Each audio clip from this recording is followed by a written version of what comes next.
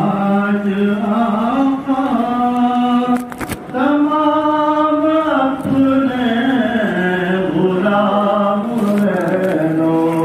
کو جھوٹ بولنے سے نہیں روکیں گے، ہم اپنی نگاہوں کو کسی ماں کے اوپر پڑنے سے نہیں روکیں گے، ہم اپنے اعضاء و جوارح کو کسی کے اوپر ظلم و ستم کرنے سے نہیں روکیں گے۔ خدا پاک کی قسم ہمارے اوپر عذاب نازل ہوگا، ہمارے اوپر تباہی نازل ہوگی، اللہ ایسے حکمراں کو مسلط کرے گا جو ہمیں ظلم و ستم کی چکیوں میں پیش ڈالیں گے۔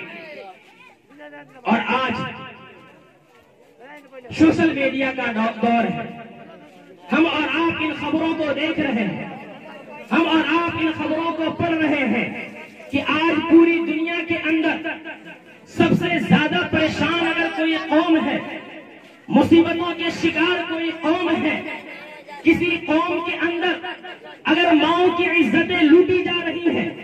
بہنوں کی عزتیں لوٹی جا رہی ہیں، کسی قوم کے نوجوانوں کو شہید کیا جا رہا ہے، کسی قوم کے مالداروں کو جھوٹے مقدمات میں ملوث قرار دیا جا رہا ہے، چھوٹی چھوٹی باتوں میں ان کے اوپر ظلم و ستم کے پہاڑ توڑے جا رہے ہیں، تو یقین کے ساتھ آپ بھی کہیں گے کہ وہ کوئی اور قوم نہیں ہے، کوئی بدھسٹ نہیں ہے، کوئی جینی نہیں ہے، کوئی شمس پرست نہیں ہے، کوئی کواکب پرست نہیں ہے، کوئی یہود و نصارہ نہیں ہے، بلکہ وہ اللہ اور اس کے رسول کا کلمہ پڑھنے والا مسلمان ہے۔ پوری دنیا میں سب سے زیادہ پریشان اگر کوئی قوم ہے تو وہ مسلمان ہے، سب سے زیادہ ظلم و ستم میں کوئی پیسا جا رہا ہے وہ مسلمان ہے۔ ذرا ہمیں سوچنا چاہیے، ہمیں غور کرنا چاہیے، ہم کسی اور جگہ کی بات نہیں کرتے، دنیا کے سارے ملکوں کی بات نہیں کرتا، شام کے شہر حلب اور غوطہ کی بات نہیں کرتا، فلسطین کے ان معصوم بچوں کی بات نہیں کرتا جن کے گردنوں پہ پیر رکھ کر کے انہیں شہید کر دیا جاتا ہے، اسپین کی ان ماں اور بہنوں کی بات نہیں کرتا جن کے سر سے دوپٹے کو کھینچ لیا جاتا ہے، میں میانمار کی بات نہیں کرتا، ان روہنگیا مسلمانوں کی بات نہیں کرتا جن کو ٹانگی اور پھوڑے سے مار مار کر کے قتل کر دیا جاتا ہے، جن کو ان کے گھروں سے نکال کر کے سمندر میں ڈھکیل دیا جاتا ہے، جن کو جلتی ہوئی تیل کے اندر ڈال دیا جاتا ہے، جن کے اوپر پیٹرول ڈال کر کے آگ کا انگارہ لگا دیا جاتا ہے، میں ان کی بات نہیں کرتا، میں اپنے وطن عزیز ہندوستان کے مسلمانوں کی بات کر رہا ہوں کہ آج اس ہندوستان کے اندر ہاں یہ وہی ملک ہے جس ملک میں ہم نے اور آپ نے یعنی ہمارے آباء و اجداد نے 1000 سال تک حکومت کی ہے، 1000 سال تک بادشاہت کی ہے، اور ان کی حکومتوں کی یادگار تاج محل ہے، لال قلعہ ہے، یہ سارے ہمارے بادشاہوں کی یاد تازہ کرتی ہے۔ میرے دینی بزرگوں، 1000 سال ہمارے اکابر نے اس ملک پہ حکومت کی، اور پھر جب اس ملک پہ انگریز کا قبضہ ہوا، جب انگریزوں کا ناپاک قدم پڑا، تو ان انگریز ملعون کو ان کے ناپاک قدموں سے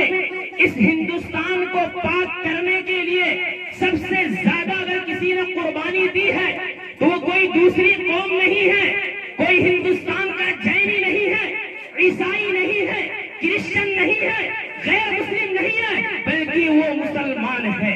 جس نے اپنے آپ کو ٹینکوں کے حوالے کیا، توپوں کے حوالے کیا، جس کے جسم کو چھلنی کیا گیا۔ تھانہ بان کا کوئی ایسا درخت نہیں تھا جہاں مسلمانوں کی گردنیں نہ لٹکائی گئی ہو۔ یہ وہ ملک ہے جس کی آزادی دلانے کے لیے ہمارے اکابر و اسلاف نے اپنے بچوں کو قربان کیا، بیویوں کو قربان کیا، ساری محنتیں کی، ساری قربانیاں دی۔ بلکہ میں دو ٹوک الفاظ میں کہوں کہ اس ملک کو آزاد کرانے کے لیے جتنی ہمارے اکابر و اسلاف نے خون بہائے ہیں اتنا کسی اور نے پسینہ بھی نہیں بہایا۔ لیکن ان ساری قربانیوں کے باوجود، ان سارے مجاہدوں کے باوجود، ان ساری جد و جہد کے باوجود جب سے یہ ملک آزاد ہوا اس وقت سے لے کر کے آج تک سب سے زیادہ اگر کوئی پریشان ہے، سب سے زیادہ کوئی مظالم و مصائب کی چکی میں پیسا جا رہا ہے وہ ہمارا مسلم قوم ہے،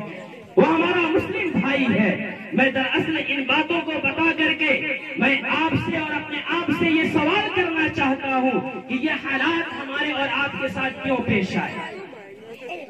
آخر یہ مصیبتیں کیوں پیش آئی؟ یہ کیوں حالات ایسے بن گئے کہ جن کے آباء و اجداد نے اس ملک کو اپنے خون سے سینچا تھا، جن کے آباء و اجداد نے ٹینکوں اور توپوں کو اپنے حوالے کیا تھا، جن کے آباء و اجداد کے خون سے اس زمین کو سینچا گیا، آج انہی سے ان کے اس ہندوستانی ہونے کے سرٹیفکیٹ مانگے جاتے ہیں۔ میرے دینی بزرگوں، میں کسی اور کو قصوروار ثابت نہیں کرتا، میں کسی اور کو مجرم نہیں بناتا، بلکہ میں اپنے آپ کو اور آپ کو اور اس امت کی ماں اور بہنوں کو قصوروار کرتا ہوں کہ ہم نے اللہ کی نافرمانیاں شروع کر دی، ہم نے رسول کی نافرمانیاں شروع کر دی، ہم نے سود و بیاج کا لین دین شروع کر دیا، ہم نے جھوٹ کو بولنا شروع کر دیا، ہم نے غیبتیں کرنی شروع کر دی، ہم نے ماؤں کی عزت کو ختم کر دیا، باپ کے حقوق کو ختم کر دیا، ایک دوسرے کے ساتھ ہمدردی کو مفقود کر دیا، جس کا نتیجہ یہ ہوا کہ اللہ کی جو نصرت ہمارے ساتھ تھی، اللہ کی جو مدد ہمارے ساتھ تھی، اللہ نے اس نصرت اور مدد کو ہم سے چھین لیا، اور پھر ہمارے اوپر ایسے حکمرانوں کو مسلط کر دیا جو ہمارے اوپر آئے دن ظلم و ستم کرتے ہیں۔ میرے دینی بزرگوں،